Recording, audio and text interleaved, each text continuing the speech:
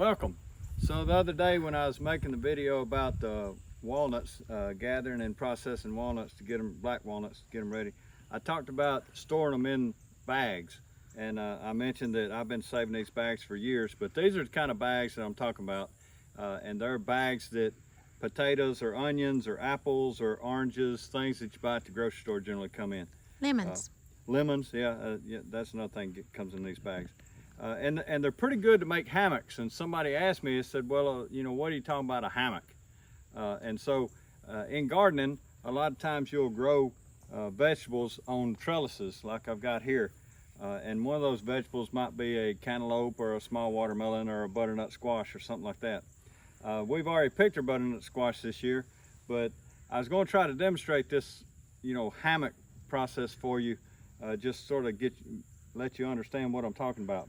So the reason you would want to have a hammock is the fruit, whether it's a cantaloupe or a watermelon or a butternut squash, will get pretty heavy, and it'll get heavy on that vine. Now what you see growing here, these are loofah, and they won't get too heavy for their vine. They'll be fine just like this. They may get, you know, another 6 or 12 inches longer, but still their vine's pretty strong enough to hold them up. Sometimes butternut squash or cantaloupe or watermelons do get too heavy. And so what I do to keep my fruit from falling off the vine prematurely when it's not ripe is I build a little hammock for them. And so you take that bag that you saved and really imagine this butternut squash still connected to its vine.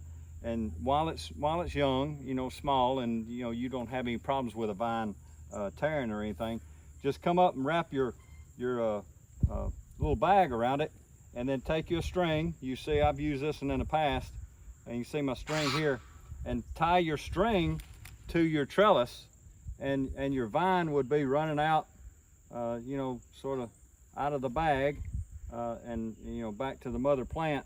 But what you're doing, you're supporting that fruit inside that bag. Now when I first tried this, I used old socks or t-shirts or those kind of things. You know, they're solid material.